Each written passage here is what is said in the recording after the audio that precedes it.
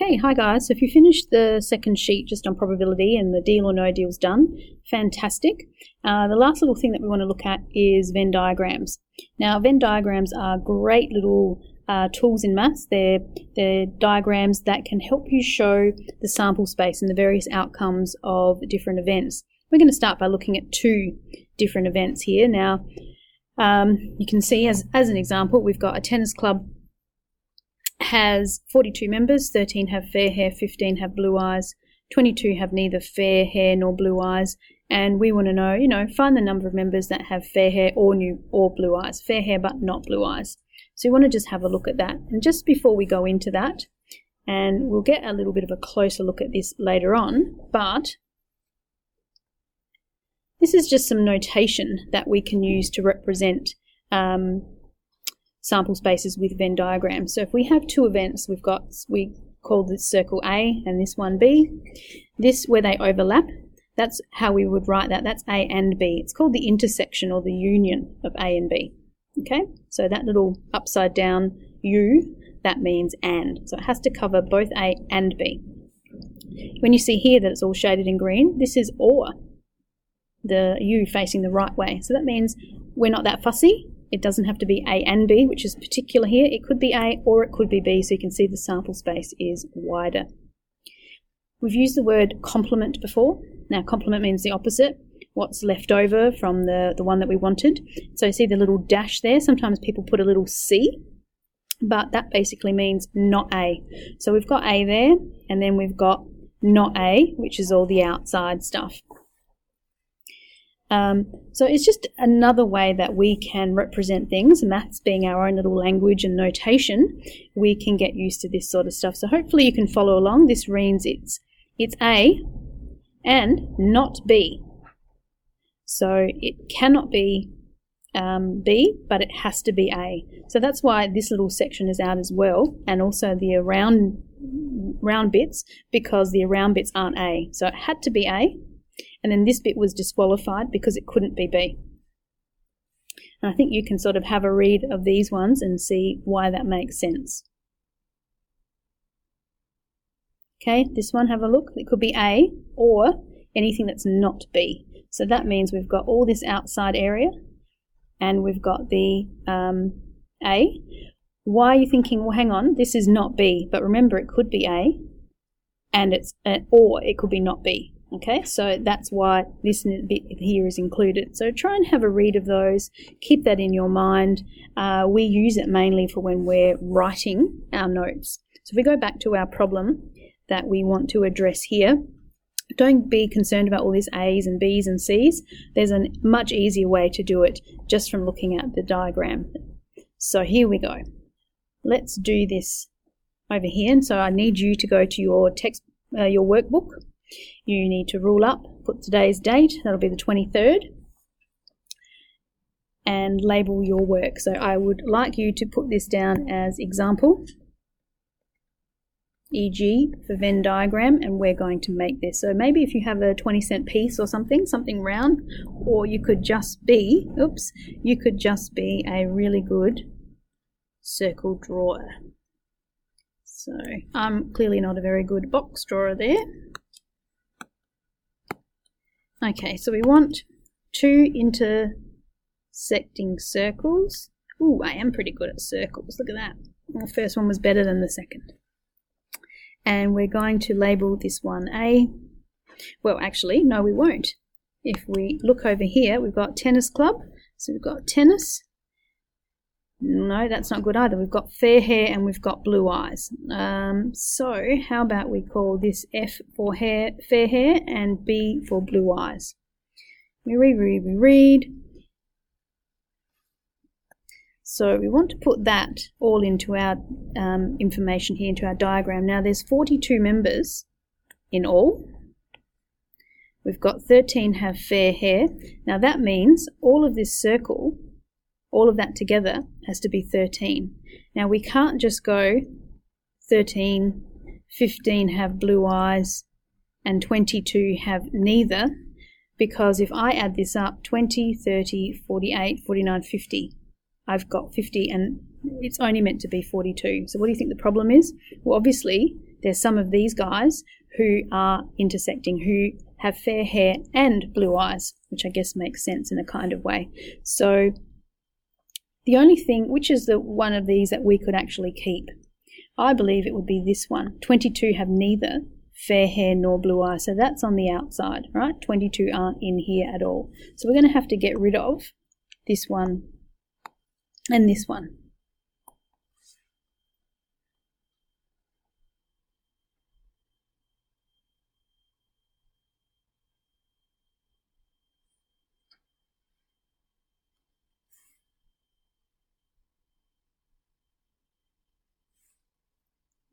Now, I'd like to think that you could come up with a way of solving this by yourselves if you wanted to. You don't have to now listen, so stop the video and see if you can sort out what's going on here.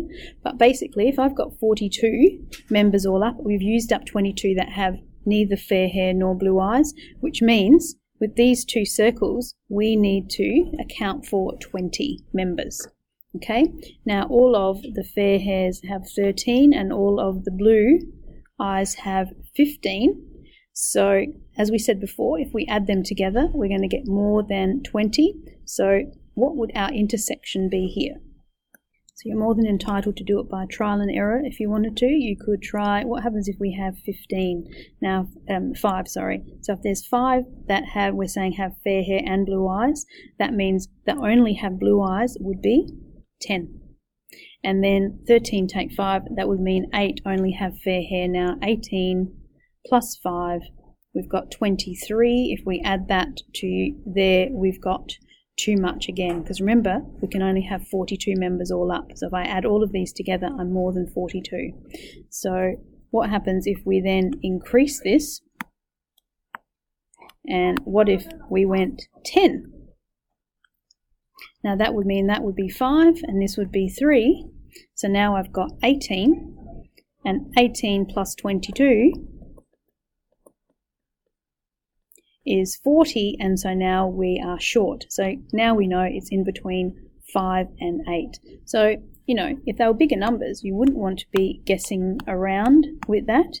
You could do a little bit of algebra here to suss, and we could then introduce some letters. You can go back and have a look at the example if you want to suss that, but I'm going to continue with our little trial and error here and try 8. So 13 take 8, that would be 5. And this would have to be 15 take 8. What does that make it? You can do it, 7.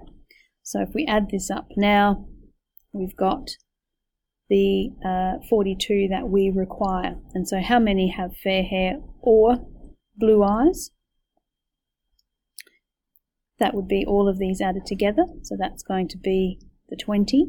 How many have fair hair but not blue eyes would be the 5. They sort of do, believe it or not, get easier. If we have a look at this next one, let's have a change of colour, shall we? What have we got? A local fair held a baking competition, and we've got pies, and we've got a cake. Pies and cakes, making us hungry. So we draw our... Oops. We've got the pies here, we've got the cakes here. Alright, so we've got 29 entrants altogether, so that means 29 is our total. I lie to you. 29 entrants baked a pie, so that will be the total pies. 38 baked a cake. And we had 12 that did both. So straight away in here, where would I put this 12 is both?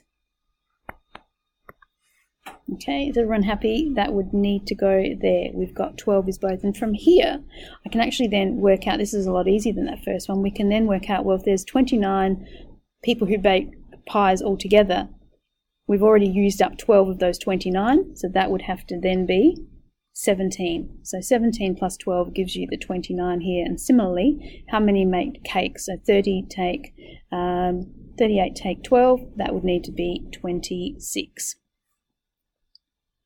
Okay, 9 entrants bake neither, so that's out here. hopefully now you can add up all of these and answer these questions. Okay, how many people entered the baking competition altogether? That would be 9.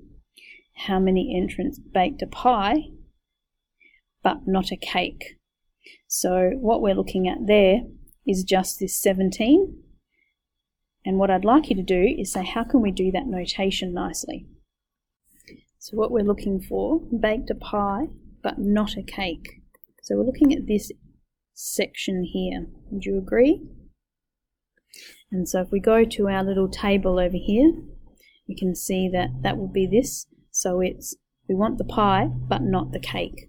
So we can write that nicely here as probability, or not probability, we just want the number that we've got the pie. Oh, I always want to say the and there, not the cake. Not the cake. And that will equal 17. I don't know why I just wrote 12 then, but that will equal 17. Okay, how many baked a cake but not a pie? So for B, or C part 1, sorry, that's now going to be baked a cake but not a pie, and that will be 26.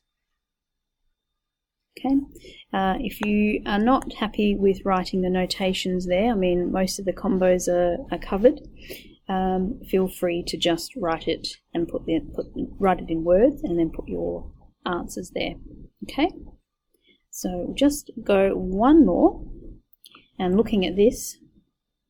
Okay, again, it looks like it's a little bit crazy. We've got now 3 things. Instead of 2 possible issues, we've got 3. So what have we got for this one? We've got football, and we have got training that happens on a Tuesday, a Wednesday, or a Friday. So those will be our 3 possible options.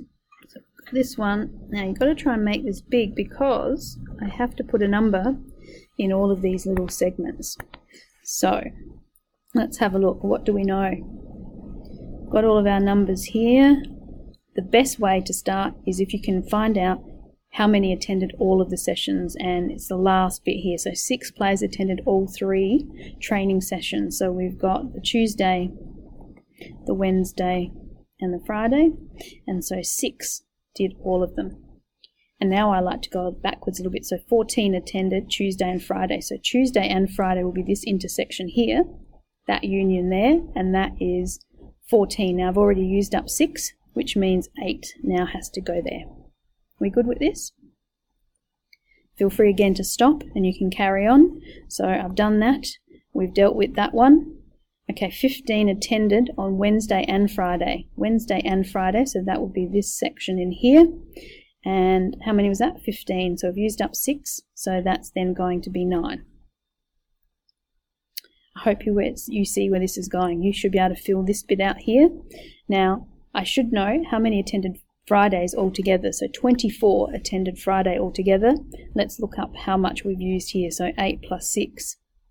We've got 14 plus the 9, so we've got 23 there, except 24 attended, so that would be 1. Okay, there's only 1 who only attended the Friday session. He's a bit slack. He might be cut from the team, you never know. And then fill it out and then try and answer these questions.